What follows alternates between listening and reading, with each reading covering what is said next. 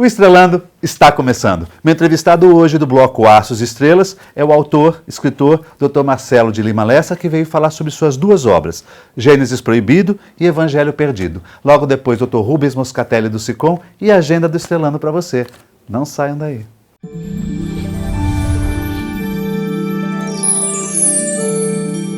Marcelo Lessa, ele que é do signo de Touro, tem a lua no signo de Leão e o ascendente dele é Libra. Advogado, delegado de polícia, professor da Academia de Polícia, é escritor do primeiro livro lançado chamado Gênesis Proibido, a tragédia de Adão e Lilith. E também agora tem o outro livro que faz parte de uma trilogia chamado Evangelho Perdido, a história oculta de Jesus. Marcelo, quero te agradecer muito a presença aqui no programa, né? Até porque eu peguei um desses livros que eu estava na casa de uma amiga minha que já se entrevistou e eu tinha avistado esse livro e perguntei a ela, me prestou, eu falei assim, bom, eu vou chamar ele para falar a respeito. Gostaria que você falasse dessas suas duas obras. Tá? Primeiro, o Gênesis Proibido, a tragédia de Adão e Lilith. Você me disse que está na segunda edição. Sim, o Gênesis Proibido ele saiu em 2014, ele já está na segunda edição. E a continuação dele é o Evangelho Perdido. Nós temos um terceiro livro, que ainda está em fase de estudo, que ele completa uma trilogia dessas três histórias aí que eu resolvi criar em cima do livro do Gênesis, da Bíblia, e em cima do Evangelho também. Muito interessante. Então vamos lá, primeiro, o primeiro livro. Vamos falar sobre do que se trata. Então, o Gênesis Proibido, na verdade, ele é uma vertente do Gênesis convencional que está na Bíblia. Se a gente for analisar o Gênesis comum, tá lá, Deus começa, né? Deus criou o céu e a terra, etc. O Gênesis Proibido ele vai antes, ele começa antes, ou seja, todos os fatos que motivaram a origem da criação do homem. Ou seja, o que levou Deus a criar o homem. Então a gente trata também de todos os conflitos que foram causados entre os anjos, que causou uma discórdia muito grande no céu, a notícia da criação do homem, por ser uma criatura que até então para eles era desconhecida. Então isso gerou aí um certo ciúme, principalmente em alguns anjos, e aí gerou um conflito sideral, um conflito no céu, que eclodiu aí com uma guerra que culminou com uma queda de 1/3 dos anjos, né? Que é aquilo que a gente conhece como queda original, né? E aí vem a história seguindo isso, tem a expulsão dos anjos do céu, Deus vindo para o espaço que viria a ser o universo, a Terra, toda a criação, e daí começa a história da criação do homem. Então se a gente pegar o Gênesis bíblico, tá lá no início Deus criou a terra e a terra. No Gênesis Proibido, que seria uma versão estendida do Gênesis, né? Ele vai antes, ele começa a mostrar tudo aquilo que serviu de bastidor para a criação do homem. Ele vem, é uma história sequencial, ele começa no Gênesis bíblico mesmo, ele vai iniciando na criação do primeiro homem, ele vem na criação da primeira mulher, da segunda mulher, e aí ele começa a trabalhar na povoação da terra. Esse livro ele termina, ele dá uma abertura para o segundo, ele já termina com fatos que vão dar uma abertura para o Evangelho, que é o Novo Testamento que nós conhecemos. E aí a gente tem a segunda parte, que é o Evangelho Perdido, que ele começa mostrando aí uma versão também diferenciada da vida de Jesus, sem fugir do Evangelho, mas criando personagens em volta dele que tornam a trama um pouco mais interessante. Então, o livro trata ele é meio romanceado. Sim, ele é romanceado e o foco dele, a ênfase do Gênesis Proibido, é o primeiro casal. Todos nós temos como regra que o primeiro casal foi Adão e Eva. Eu vou adiante. Eu veio antes e com base aí em vários estudos que existem, vários livros, lendas da cultura judaica, que Eva não teria sido a primeira mulher de Adão, mas sim, também aparece muito isso. Então, como existe essa vertente, que eu acho muito interessante, eu procurei romanceá-la. Na Bíblia a gente vai encontrar isso meio que truncado no próprio capítulo do Gênesis, né? Que primeiro fala-se lá que Deus criou o homem e homem e mulher os fez. Então já fica uma coisa, como homem e mulher tem alguma coisa estranha aí. E num segundo momento que ele traz uma ajudadora para Deus, que seria Eva. Então aí é que tem uma chave que poderia ser que esse homem e mulher seria essa primeira mulher, que seria Lilith. E aí eu desenvolvi toda a história, mas uma história bem detalhada, que como teria sido a criação se Deus tivesse feito o homem e depois tivesse feito Lilith.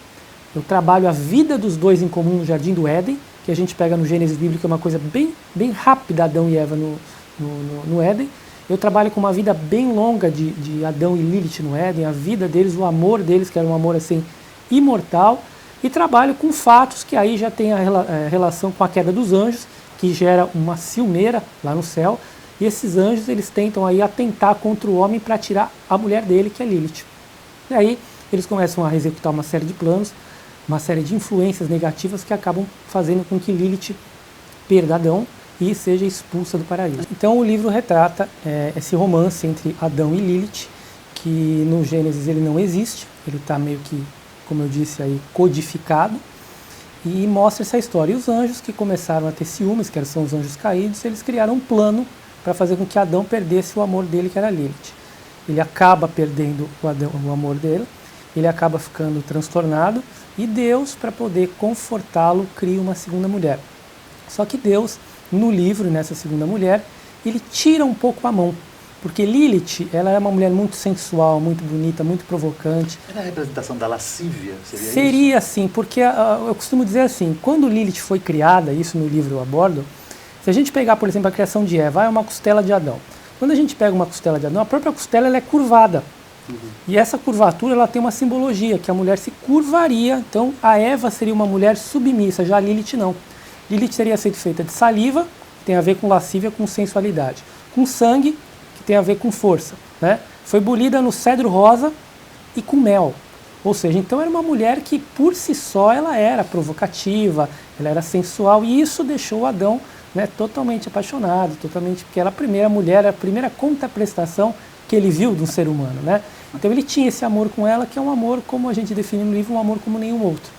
E aí a história vai nesse sentido, a perda de Lilith por Adão, como ela fica depois disso, né? Ela vai para uma área que ela começa a enveredar por uma área negativa da existência, e como é a descendência de Adão e Eva, e aí a coisa começa a andar. Entendi. A gente estava conversando aqui, a palavra Lilith significa, vem de Laila, né, que significa coruja, né? Sim, nós temos aí vários significados, né? Também uma dessa, inclusive tem uma personagem no livro que é descendente de Lilith, ela chama-se Laila Li, ou seja, que também tem a ver com isso, por ser uma descendência dela. E nós temos também a versão também Lahil, que seria a noite, né? Obscuridão. Então também a gente tem aí vários sentidos para essa palavra, mas sempre voltadas a uma parte um pouco mais oculta, uma parte mais obscura, uma parte voltada à magia.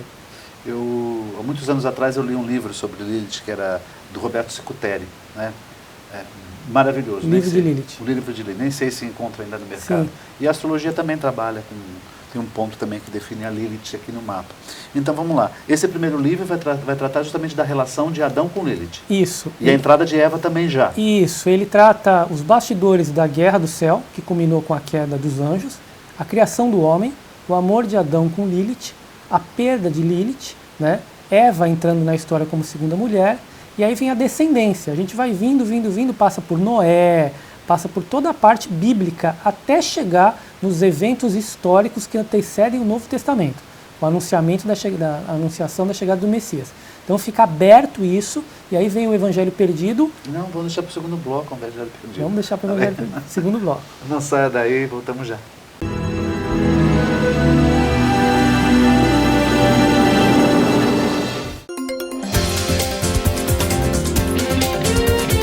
Olá, você sabe que dentro do condomínio a Assembleia Geral ela é onde se decidem os assuntos. Isso nós já falamos em outras oportunidades. Porém, na legislação há dois tipos de assembleia. A Assembleia Ordinária, que deve ser feita pelo menos uma vez ao ano e que tem temas obrigatórios. E também a Assembleia Extraordinária, onde, quando os assuntos são muito relevantes, o síndico ou os condôminos convocam para debater esses temas. Na Assembleia Ordinária, o que é obrigatório? Prestação de contas e a previsão orçamentária. Eventualmente, eleição de síndico e, eventualmente, atualização ou criação do regulamento interno.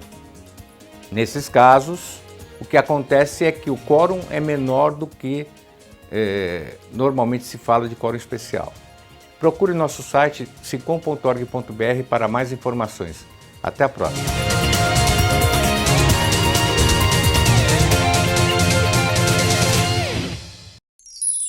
Comunicado. A Escola Santista de Astrologia está com inscrições abertas para os cursos regulares de formação em astrologia. Curso básico com turmas manhã, tarde e noite, interpretação de mapa astrológico, previsões e supervisão de mapas. A escola ainda oferece atendimento de mapas astrológicos e uma grande variedade de livros. Escola Santista de Astrologia, Rua Goitacazes, número 8. Telefone 3284-9714. Santos.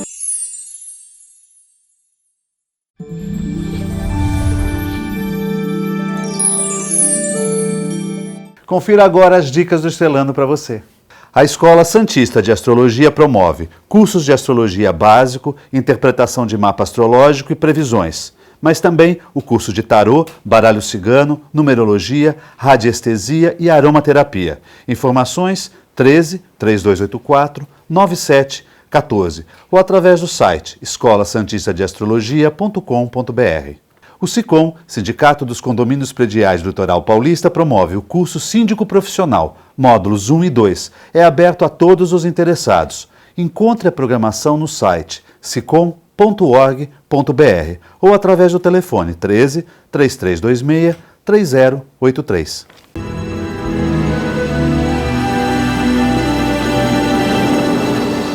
Voltamos ao segundo bloco, meu entrevistado é Marcelo Lessa. Agora nós vamos falar sobre o seu segundo livro, Evangelho Perdido, a história oculta de Jesus. Termina o primeiro, aí você tem essa sequência, né? Exato. Daqui até onde?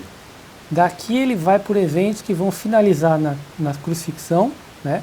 A gente vai ter a ressurreição e vai ter alguns reencontros de alguns personagens que ficaram abertos no primeiro. A gente não pode esquecer que a história inteira, ela gira em torno de Adão e Lilith.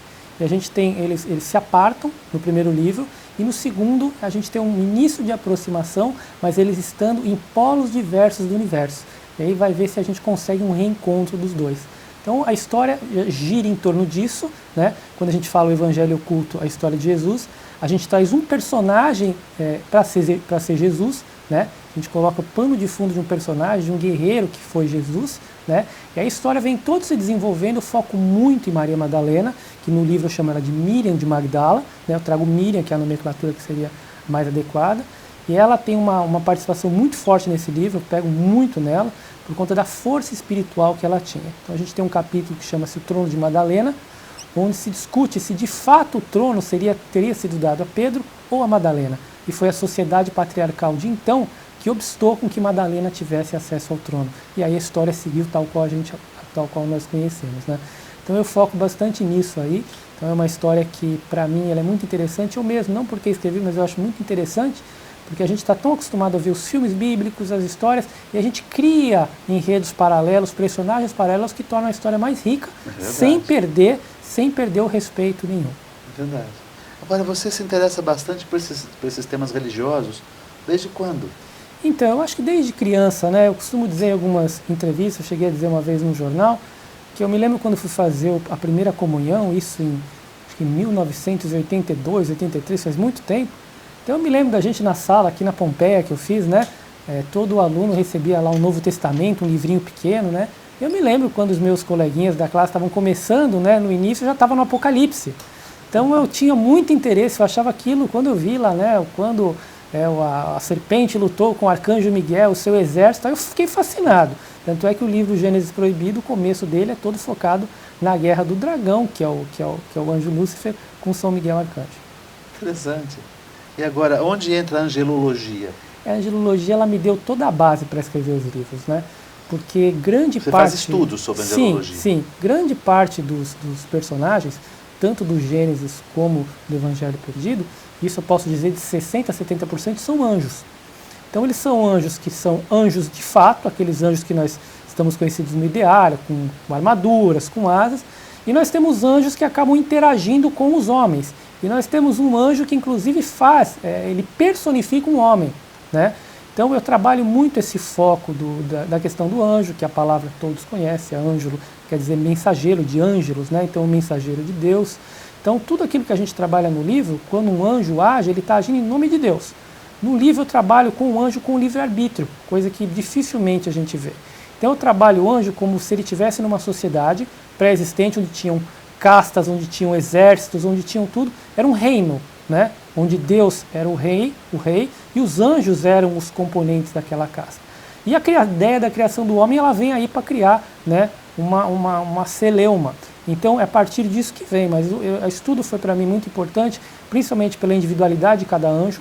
Trabalho com várias ordens, várias hierarquias, vários anjos, e cada um tem uma característica específica. E a angelologia, ela ajuda a gente a entender isso. Eu gostaria, você poderia falar mais? Por exemplo, existe o anjo, existe o arcanjo, sim, existe a potestade, não é? A gente tem várias hierarquias angélicas, né? Nós temos anjos que são os mensageiros. O anjo é aquele que está mais próximo da gente, aquele que traz a mensagem, né?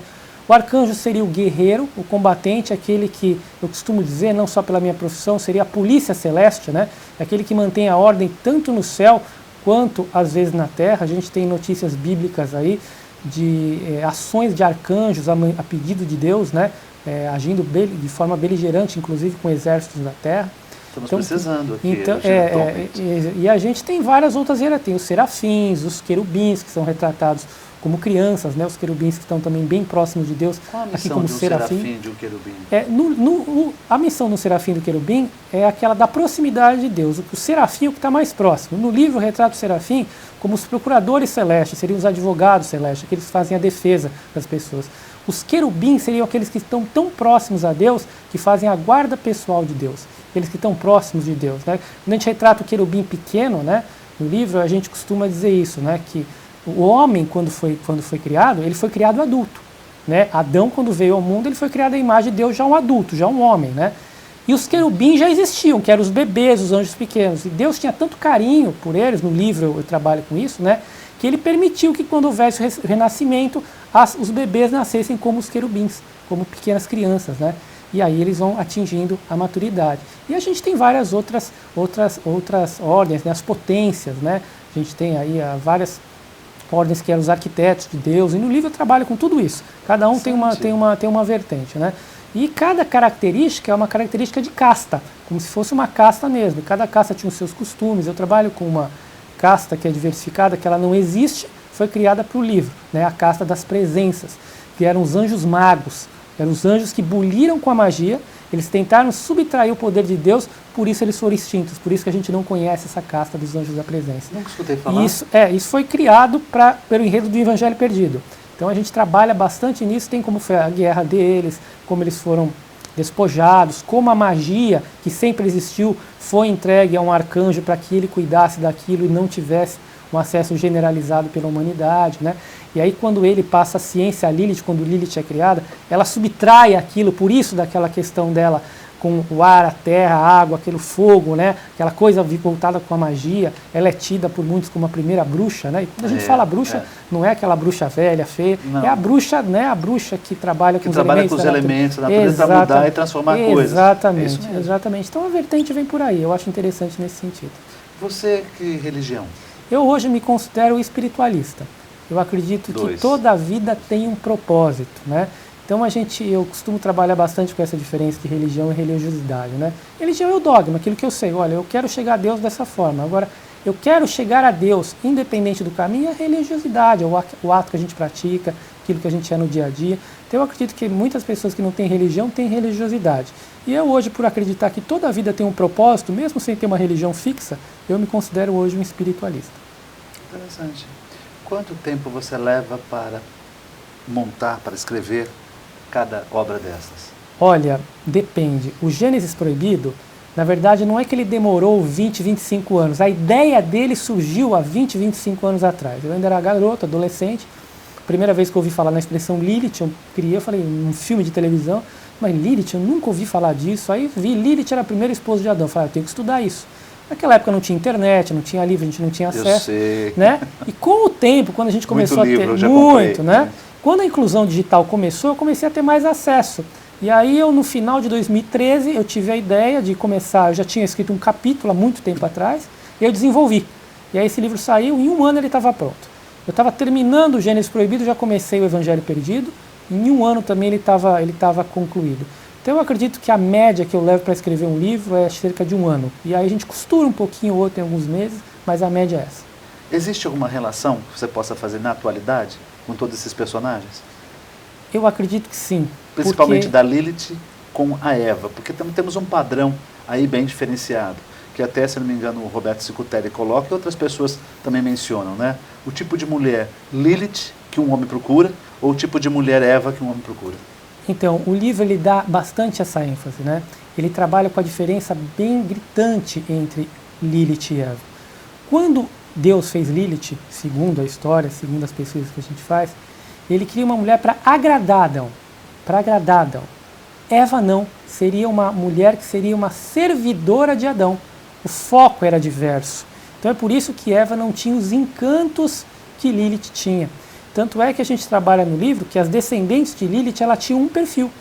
E as descendentes de Eva, um outro perfil totalmente diferenciado, um perfil mais de servidão ao esposo, que era aquilo que a gente tinha naquela sociedade patriarcal daquele tempo, e Lilith não. Lilith era ousada, porque ela acreditava que ela é igual a Adão. Ela não queria ter a história célebre, né, de ela questionar o esposo, por que eu devo ficar embaixo de ti, se nós somos feitos do mesmo material? E aí a gente tem ela como a primeira transgressora, por assim dizer, né? Então isso vem até hoje, né? Então a gente tem aquela versão das pessoas que tem aquela vertente da mulher que deve ser uma servidora e da mulher que tem o seu polo de igualdade, que é o que eu acredito. Eu acredito, inclusive, até foco muito isso em Madalena, no segundo livro, até de uma superioridade espiritual da mulher para com o homem. Porque a mulher, ela aguenta coisas, ela tem uma força para certas coisas que nós homens não temos.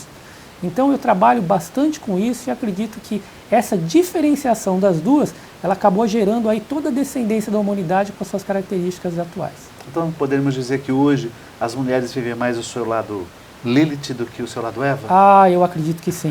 Eu acredito que sim. Hoje aí a gente atingiu um polo de igualdade, vou insistir, de superioridade da mulher em alguns tipos de atividade. Então hoje a gente atingiu um status em que realmente homem e mulher sempre foram iguais. No mito era banida.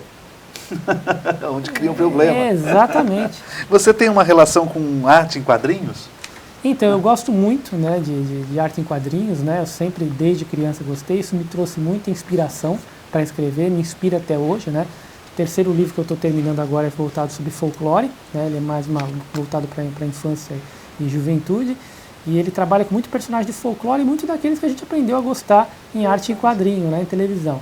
Então também essa é uma coisa que me agrada muito, é um hobby que eu tenho. Tá certo. Eu vou deixar aqui o contato para vocês, do Marcelo Lessa, para quem se interessar nas suas duas obras, tá bem? Já com telefone também, onde você pode comprar. Marcelo, eu te agradecer muitíssimo a presença aqui no programa. Volte sempre, principalmente quando for lançar a trilogia, o teu terceiro livro da trilogia, tá bem? Obrigado. Muito obrigado. Uma ótima semana a todos.